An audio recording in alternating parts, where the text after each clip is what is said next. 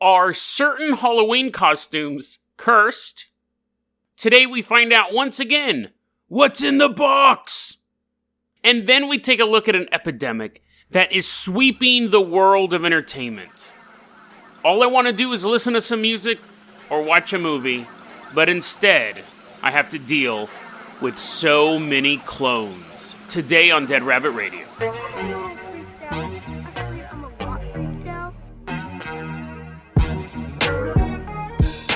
Hey everyone, welcome back to another episode of Dead Rabbit Radio. I'm your host, Jason Carpenter. I'm having a great day. I hope you guys are having a great day too. I went and saw Joker again the other day with some of my other friends, and I was hoping I'd have a different feeling in it, but I didn't. It's the exact... the movie could have been great. It didn't stick the landing, guys. I didn't really talk about it much, and I'm still not going to give away spoilers, but that little monologue that he has towards the end, and not at the very end, but you know what I'm talking about without giving spoilers, totally falls flat for me. I don't like it. And it's not that I'm like, oh, I just don't like it. And to be fair, Joaquin Phoenix said they did several versions of that speech that he gives, and the one that they ended up showing, the one that's used in the movie, is one of his least favorite ones. He said, I had one that was really, really good, it was my favorite, but it didn't fit the theme of the movie, so we took it out. It just totally falls flat for me. Again, it's not average, it's good, it's not great. That's my review. You know what movie I'm really looking forward to? And right, this is when people go, that's his taste in movies, that idiot. You know what movie I'm really looking forward to? Is Midway. Stuff blowing up. I sound like Donald Duck. Donald Duck was in there. But watching Japanese battleships blow up. Yeah, take that, 60-year-old battle. Totally looking forward to that movie.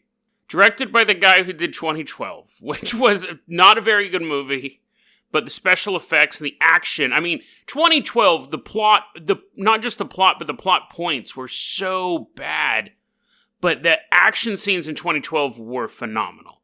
And before you go, Jason, why don't you start talking about paranormal stuff? This is a paranormal podcast. 2012 was a paranormal event, so hold on. 2012, great action scenes. I want to see how well that translates to battleships blowing up. Now, I'm afraid the first hour is going to be a bunch of dudes standing around going like, look at this piece of paper. This is where the Japanese are, and this is where we're at. And that's going to be the first hour, is them just studying a map. And then, I wonder if the movie Pearl Harbor is a prequel to Midway. I'm wondering if it's a shared universe. I'll have to look into that. But I'm hoping that maybe they'll show Ben Affleck. He'll be like walking in the background. It'll be an Easter egg. People are like, whoa, I didn't know these two events were connected. I hope that it starts off with probably Pearl Harbor, some Pearl Harbor action, and then maybe a half hour of people going like, there's no way they're going to attack Midway. The Japanese are going to attack this, and then they're like, no, they're going to attack Midway, and then they get proven right, and then I hope the movie's like about 2 hours long, and the last hour and 45 minutes is just stuff getting blown up, and characters we barely know going, look out, oh no, I'm gonna die. And if in the movie, because I made a joke about this earlier, I forgot what episode, it was the Human Bigfoot War, where the guy took a photo of his girlfriend and put it on his horse so he could see his sweetheart as he's riding in a battle. When I'm watching Midway, because I will see it at the theater, if a character takes a photograph and puts it in the cockpit of their plane, I promise I will stand up into the theater and yell, go Bigfoot, and then sit down. And it'll be the most non sequitur thing possible, because I can almost guarantee that's going to happen. Someone's like, hey, who's that? And it's like, no one, just my sweetheart, and he's going to put it in his plane where it's visible. I will yell up in the theater and yell, go Bigfoot. That has nothing to do with the rest of this podcast. Let's go ahead and get started with the actual podcast here. So it's funny, I saw this thing on Reddit today, and it's something that I think there's only two people who believe this. Me and this Reddit person. Because I've brought this up to people for years. People always look at me like I'm an idiot. They're like, what? Every so often I'm walking through a store, right? So every so often I'm walking through a store. Well, like most humans, every so often they walk through a store. But around Halloween time, you see all the costumes. I remember, and I've had this conversation with multiple people, but for the example of setting up this narrative, once I was with my friend, we were walking through Walmart, and there was a skeleton costume for like a toddler. It's like a onesie with little bones on it. And it was actually Veronica who I was with. I go, hey, Veronica, isn't that weird? She's like, what? I'm like, why would you dress your baby up like how it's going to be someday? And she's like, what? She's like, what are you talking about? I think it was Veronica. And she goes, what in the world does that mean? And I go, everyone becomes a skeleton eventually. Why would you take a baby and dress them as a dead version of your baby?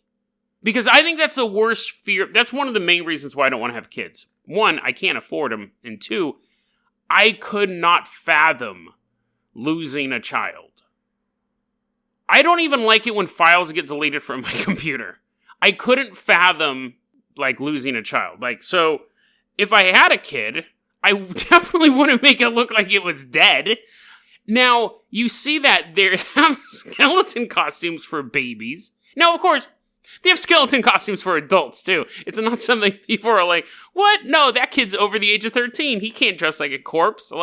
You have skeleton costumes for adults, but as an adult deciding to be a zombie, it's totally fine.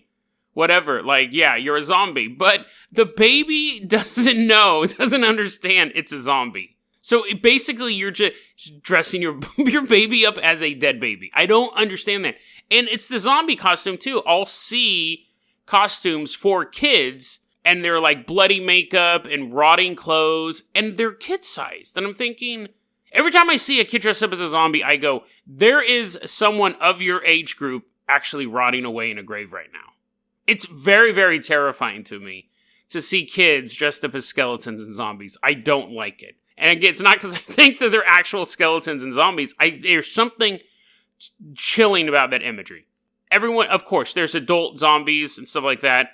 And every time I see a zombie in general, when I'm watching The Walking Dead, I'm not thinking, oh, so many lives have been lost. I'm not, that's different. Because I get that. And I guess there's some sort of psychological divide with that. But to see a kid dressed up as a decaying corpse, a kid-sized corpse, it really makes me, sad. I guess sad's probably a better word than frightened. And it doesn't make me sad oh, the parents are bad or anything like that. It just makes me sad to think that death is inevitable. And sometimes kids die. I really can't enjoy Halloween when there's a bunch of, kid zombies, kid skeletons walking around. So, yeah. But, okay, and I've had this conversation with multiple people before, and they just go, what? What are you? That's no. I've never, ever had that thought before in my head. So I always figured it was just a Jason quirk. I read this article recently, and it said that, and there's a scientific study for everything, and I've gotten to that point where I'm about as jaded towards science as I am towards ghosts. Because every week, a new study comes out that contradicts a previous study, and if you don't like the results of that, wait a week, and someone else will come out with a competing study. But anyways, I saw a study, and it was saying that humans can't comprehend death. And I was like, oh, that's fascinating, because I sure can. And I'm reading this article, and the way that they did this is they showed people pictures of random people, and then the word funeral or death or burial would pop up.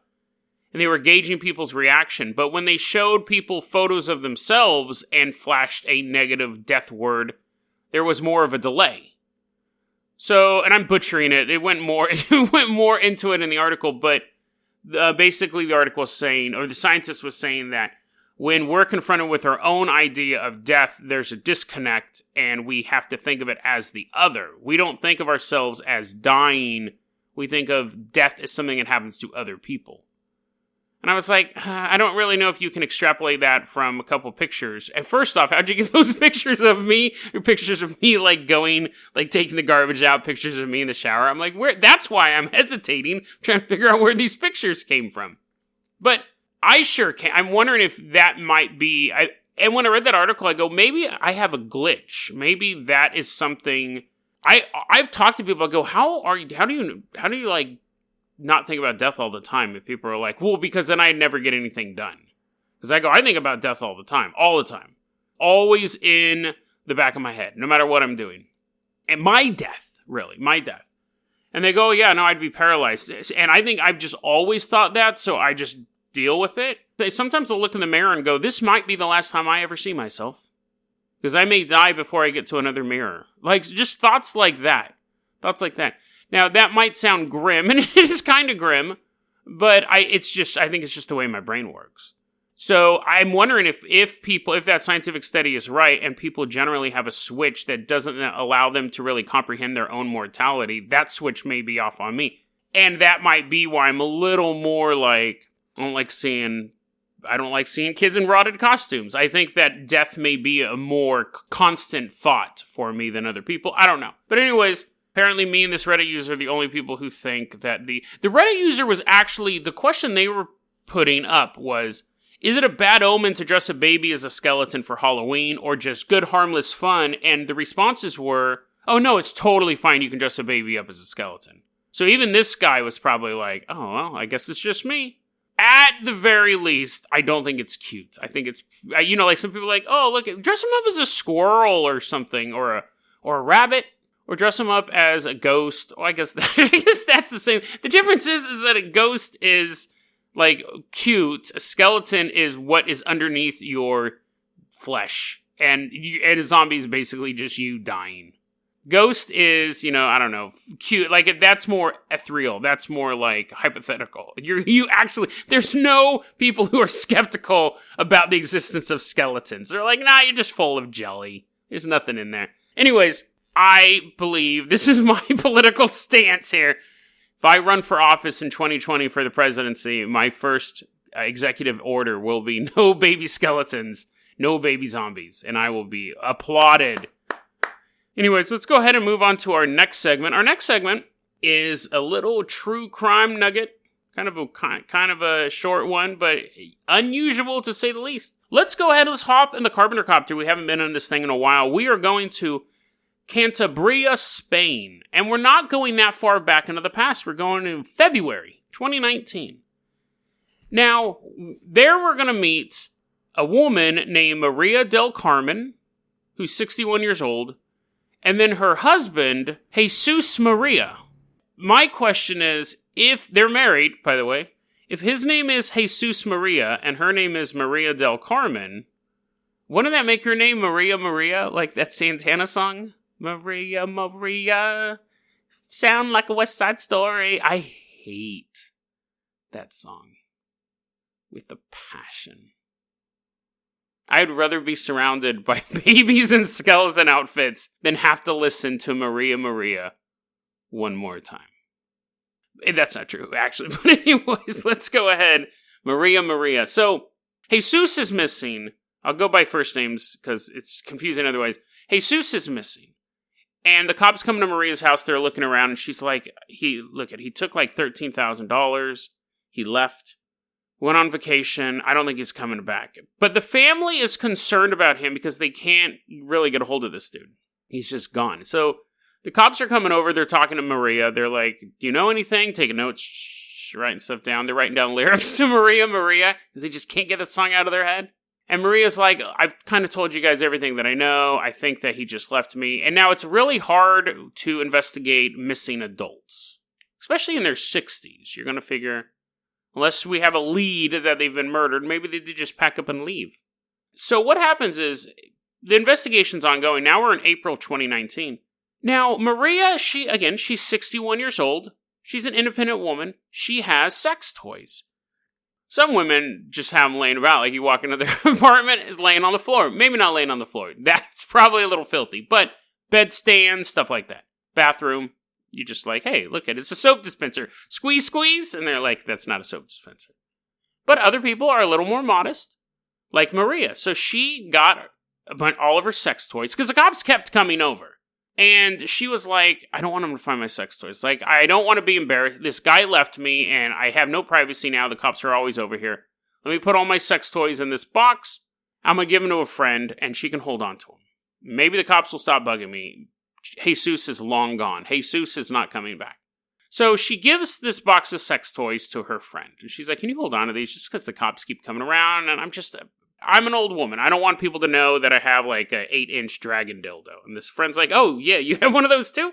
Yes, I will hold this box for you. Maria gives her the box. Now, the cops are like, he left. Jesus left. Like, we see the money was taken out of the account. There's no trace of him, really. Now, what happens is he is communicating with his family via text. He says that his old phone fell in the bathtub, which happens. And you know what happens if your phone falls in water? You're supposed to immediately take it out and then shove it in a bunch of rice. And the rice will suck the moisture out. And then that will actually give you a higher likelihood of being able to salvage the phone. Doesn't work if you're on keto, because you don't have rice laying around. But if you're not on keto and your phone drops in the water, grab some rice. Do it right now and throw your phone in there. They should make a phone case that's just rice. And then it doesn't matter. You could drop it in immediately. I mean, you couldn't use your phone. You wouldn't be able to use your phone, but it would be protected from water.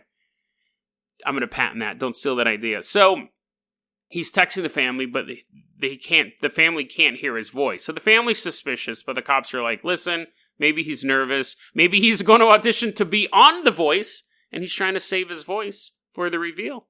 But we've done all we can. We don't think he was murdered. We don't think he was kidnapped. We think he went on vacation.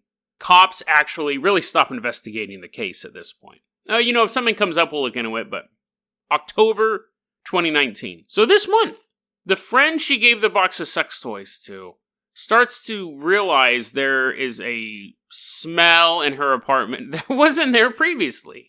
So she's like, what's that smell? Where's that coming from? Now, she doesn't make an immediate connection between the box of mystery sex toys and the newfound smell, because she got the box of sex toys back in April.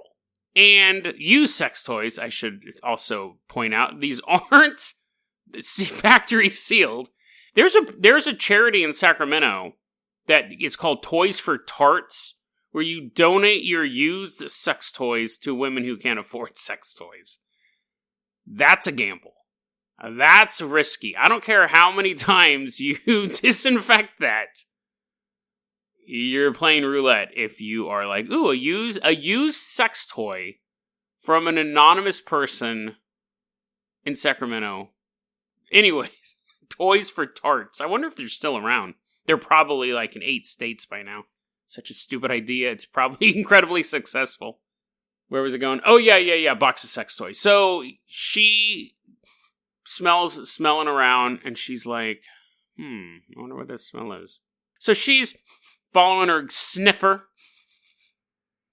She's sniffing around. Let's see, where's that at? And she goes, she sees little stink lines. She visibly sees stink lines coming off of this box. She walks over to the box, and she's like, oh, this is where the smell's coming from. A box of used sex toys. I better open it up, because I don't know, am I not getting enough of the smell? If I open it up, maybe all of the smell will just dissipate, and then I'll just have a box of sex toys. She opens up the box of sex toys, which she had not opened up before. It was sealed. I guess I should have said that. It was sealed up until this moment. She opens it up, and it's full of sex toys. Dildos, vibrators, the classics. The classic sex toys. And a boiled, severed head. No skin, just blah. Which you're saying, isn't that a skull? Well, kind of. The head was boiled and wrapped in foil to hold in the smell. So it wasn't like a straight skull. There was still just like meaty matter on it.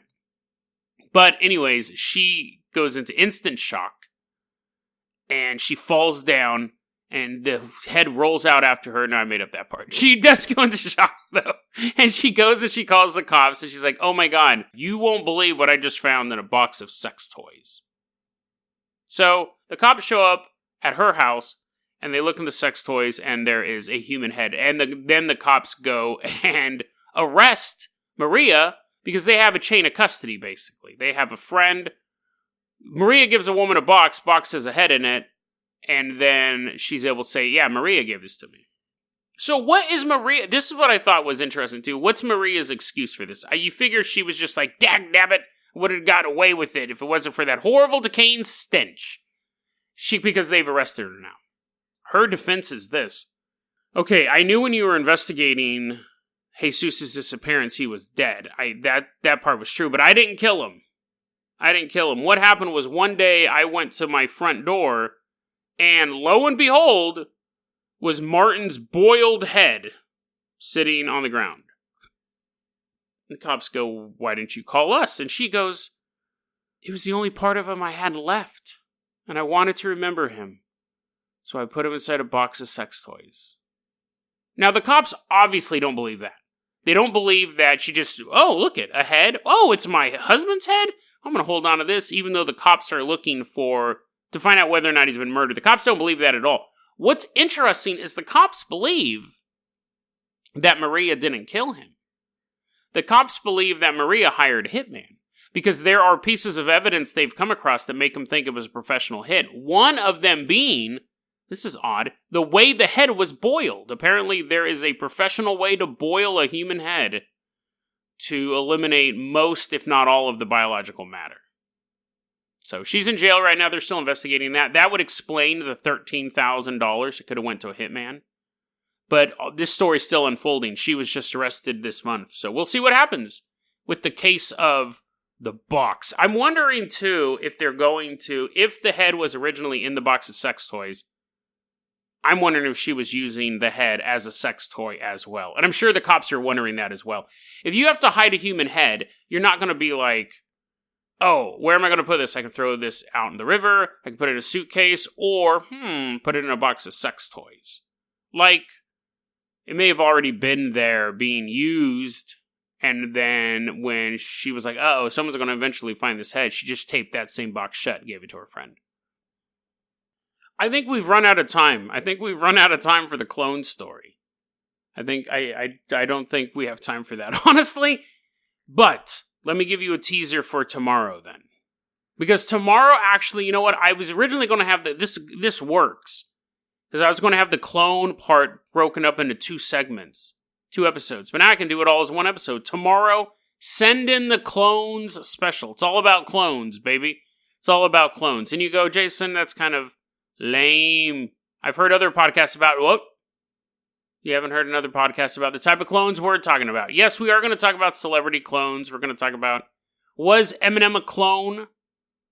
Was Avril Lavigne a clone, or is she still a clone? I guess would be more grammatically correct. But the first part, we're going to delve into a clone that nobody knows of, or no one suspected of at least. Maybe the most powerful clone to have ever existed. But how come nobody is talking about it?